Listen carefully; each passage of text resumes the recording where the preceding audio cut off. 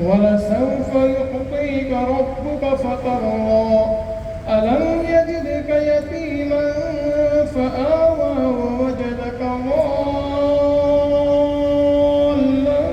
فهدى ووجدك عائلا فأغنى فأما اليتيم فلا تقهر وأما السائل। आज हमारे बीच में हमारी कांग्रेस पार्टी के जाबाज लीडर और हर हमेश मुस्लिम समाज के किसी भी प्रश्न हो, किसी भी उलझन हो, जिसमें उनकी फैमिली का योगदान रहा है मुसलमानों के साथ, जैसे हमारे वरिष्ठ नेता गुजरात के मेरे बड़े भाई समान और हमारे अजीत गुजरात के केंद्रीय मंत्री और गुजरात प्रदेश कांग्रेस के माजी प्रमुख और इस जलसे के प्रमुख स्थान पर बैठे हुए हमारे मुरब्बी भाई श्री भरत भाई सोलंकी साहब, दूसरे हमारे वैसे ही नौजवान और उन्हीं की फैमिली से आने वाले और समाज को यानी मुस्लिम समाज के साथ हर वक्त खड़े रहने वाले गुजरात विधानसभा के विरोध पक्ष के नेता हमारे मुरब्बी भाई अमित भाई चावड़ा साहब, हमारे एक्स एमएलए हमारे ग्यासुद्दीन भाई, हमारे वैसे ही एक्स एमएलए जावेद भाई सिद्दीकी साहब, हमारे गुजरात में एकमात्र हमारे समाज के एमएलए भाई इमरान भाई खेड़ावाला, अहमदाबाद विरोध पक्ष के नेता भाई शहजाद खान, हमारे मुरब्बी अंसारी साहब, गुजरात बार काउंसिल के मेंबर और हमारे अजीज भाई गुलाब खान भाई, गुजरात हाईकोर्ट के एक जाने माने एडवोकेट और गुजरात की आवाज लोगों तक पहुंचाने वाले गुजरात टुडे के हमारे संपादक सोहेल भाई तिलमी जी, भाई श्री इकबाल भाई, इस प्रोग्राम को हमारे बीच में लाने के लिए कोशिश करने वाले हमारे हाईकोर्ट के एडवोकेट और गुजरात प्रदेश कांग्रेस के महामंत्री भाई श्री इकबाल भाई शेख, भाई श्री नासिर खान, हमारे कॉर्पोरेटर भाई श्री हाजी भाई, हमारे दूसरे कॉर्पोरेटर हमारे तौफीक खान के बेटे, हमारे भतीजे और यहां पर उपस्थित दूर दूर से आए हुए सभी मेरे मुरब्बी युवान साथी,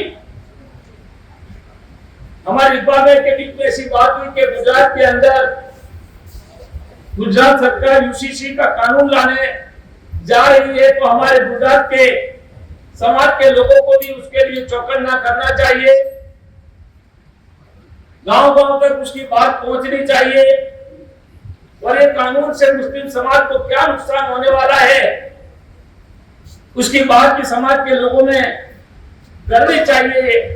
इसीलिए एक 2 दिन पहले ही ऐसा तय हुआ कि एक कांग्रेस पार्टी माइनॉरिटी डिपार्टमेंट की ओर से एक मीटिंग बुलाई जाए, तो उसके लिए हमने ये आयोजन किया है और इसमें मैं यहाँ स्टेज पर बैठे हुए सभी मेरे मुरब्बी और दूर दूर से आए हुए हमारे सभी साथी सबका मैं Gujarat minority department Congress party की ओर से तहे दिल से शुक्रिया अदा करता हूं और उनको एक बात याद दिलाना चाहता हूं कि जब कभी भी हमारे समाज के लोगों को कोई जरूरत पड़े तो हम लोग पूरी ताकत के साथ समाज के लोग जब भी ऐलान करेंगे, हम सरकार में हमारी रजूआत करने के लिए और सरकार तक हमारी बात पहुंचाने के लिए हम लोग एक साथ इकट्ठा होंगे और हमारी ताकत लगाकर और सरकार के सामने हमारी बातें रखकर हम लोग जब भी ऐलान करें तब इकट्ठा होंगे। इंशाअल्लाह आज की छोटी दावत में भी आप सब लोग आए हैं और जब वक्त आया तो पूरी ताकत से, बड़ी ताकत से आप सबको भी मिलने का मौका मिलेगा और हम हमारी ताकत भी दिखाने की भी कोशिश गुजरात सरकार के सामने करेंगे। सिर्फ एक इंडिया गठबंधन और उसमें भी कांग्रेस पार्टी आज के वक्त में हम मुस्लिम समाज के लिए हर वक्त हर बात में लड़ रही है, तो हमारा भी फर्ज बनता है कि ऐसे वक्त में जो हमारा साथ देता है उसी पार्टी के साथ हम रहे। हम लोग बट जाते हैं, उसी का ये नतीजा है कि आज हम लोग जलील भी हो रहे हैं और हमारे समाज को बहुत बड़ा नुकसान भी हो रहा है। हम लोग किसी भी हालत में एकता रखेंगे और एक होकर समाज के हित में जो भी फैसले होंगे करने की पूरी कोशिश करेंगे। आज फिर से मैं आप सबका स्वागत करता हूं और आप सबका शुक्रिया अदा करता हूं। खुदा हाफिज। आप सब मेरे भाई, यहां मैं कोई लंबी चौड़ी बड़ी बात करने के लिए खड़ा नहीं हुआ हूं। ये यूसीसी के बारे में आप सबकी एक राय है।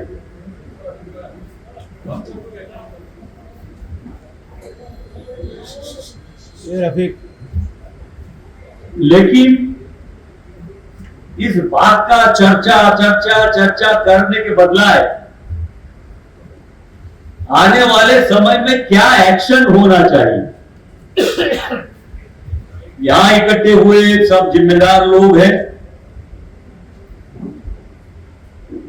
पूरे गुजरात में जिम्मेदार लोग हैं, पूरे देश में भी जिम्मेदार लोग हैं। यहां जो 2 ठराव पारित हुए बड़े अच्छे, पार्लियामेंट में, राज्यसभा में हमारे 232 एमपीज ने वक़्त के बारे में ताकत से लड़ाई की, राहुल जी की, खड़गे साहब के नेतृत्व में। बहुत जरूरी बातें हुई, चर्चा हुई और पहले भी बहुत सारे मसले आए थे। राजीव जी ने भी ये मसलों को उठाया था, आप सब अच्छी तरह से जानते हैं। आप देखिए देश का नजरिया, जिस नीतीश कुमार को माइनॉरिटी ने बड़े प्यार से बहुमत दिया, जिस नायडू को भी माइनॉरिटी ने बहुत मत दिया, सपोर्ट किया, वही लोग सियासत के मामले में ऐसे लोगों के साथ बैठ गए जो आज देश को तहस नहस करने में पड़े। हम लोग एक एक मसला लेके चलते,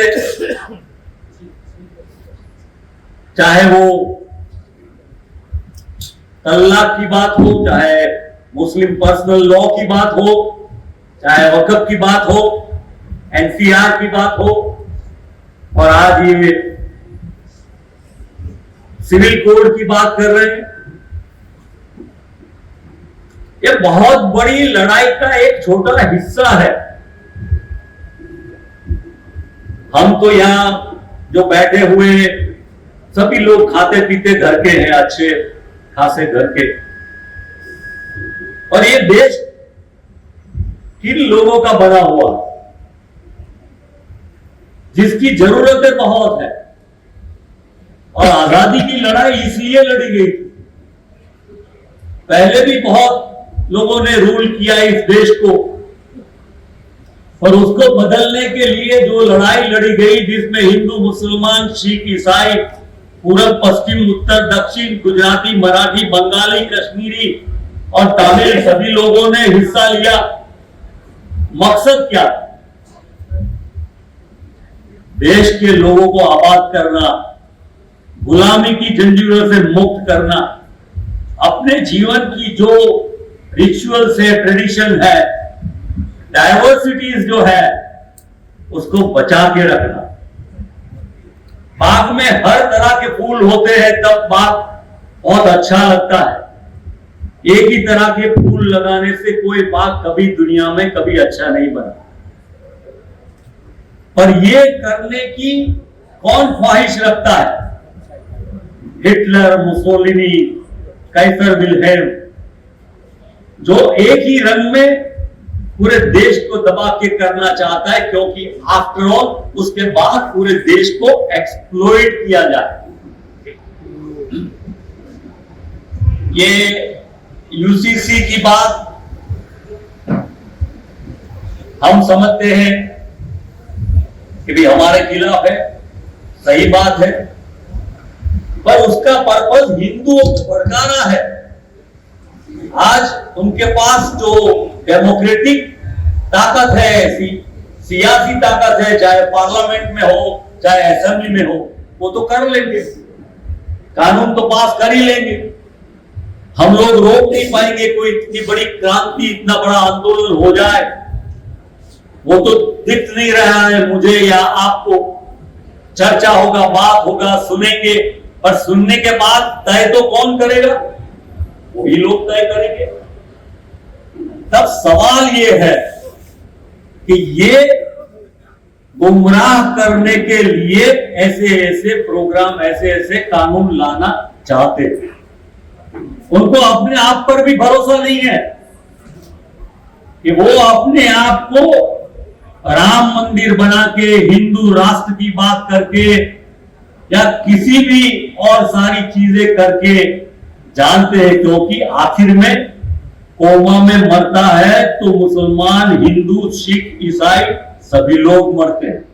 वो धर्म जाति से कोई मरता नहीं है, और मरने वाले को, उसके परिवार को पता चलता है कि मेरे परिवार का कोई चिराग है।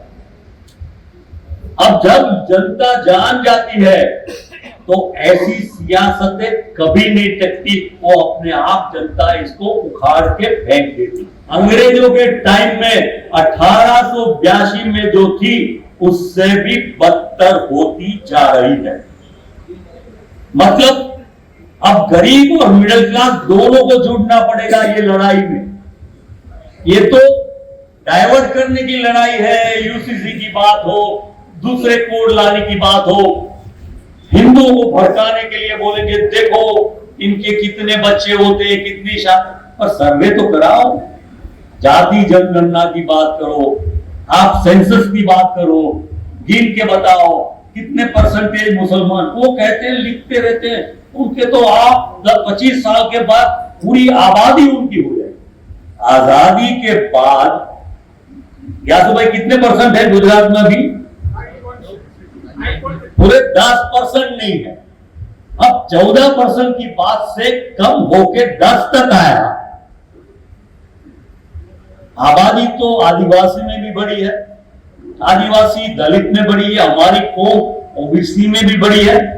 एक बेटी हुई हो गई तो चाहेंगे कि बच्चा हो, फिर दूसरी बेटी, फिर बच्चा हो, चाहते हैं। हमारे समाज में भी लोग अंधश्रद्धा के हिसाब से तो उसके घर भी 3-3 बेटियां और फिर बेटा हुआ कि नहीं हुआ, ये चलता रहता है। गुमराह करके, सियासत करके मोनोपोलाइज स्टेट कर रहे हैं कि कुछ ही चंद लोग इस देश की व्यवस्था, इस देश की संपत्ति को एंजॉय करें, मजा करें, आनंद से जिए।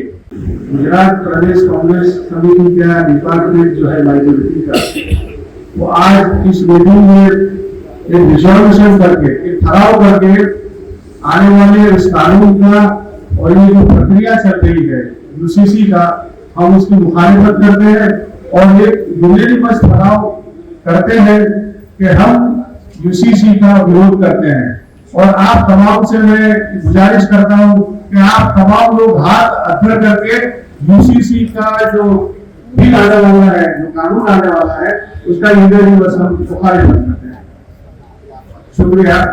और दूसरा रिजोल्यूशन हम आज ये करते हैं कि कल जो वक्त पर जो डिबेट हुई, जिस तरह से हमारे सेक्युलर जहद वाले एमपीज ने जिस तरह से पार्लियामेंट में डट करके अपनी ताकत कम होने के बावजूद भी इंडिया गठबंधन ने राहुल जी की नेतृत्व में जिस तरह से वक्फ बिल पर बात की, जिस तरह से मुकाबला किया, उन तमाम 232 हमारे एमपी जो सेक्युलर जहद के एमपी है, जो हमारे मसले में हमारे साथ रहे हैं, उन तमाम का आभार व्यक्त करते हैं, शुक्रिया अदा करते हुए हम रिजोल्यूशन करते हैं।